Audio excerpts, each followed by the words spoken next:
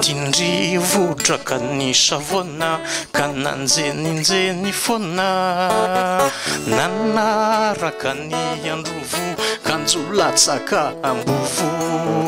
nanatena ny mba hodiny kanjoeka tena riny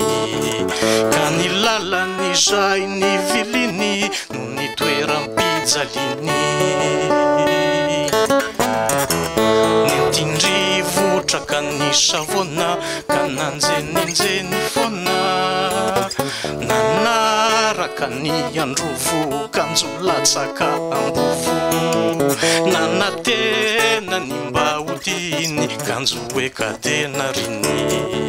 ka ny lalany zay ny viliny ny toeram-pijaliny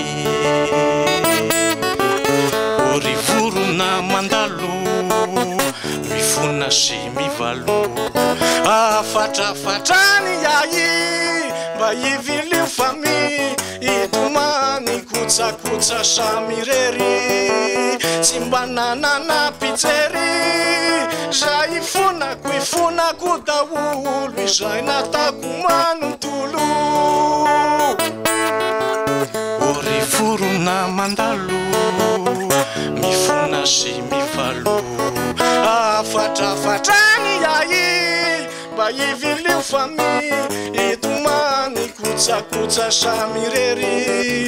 tsy mba nanana pijery zay ifonako daolo izay natao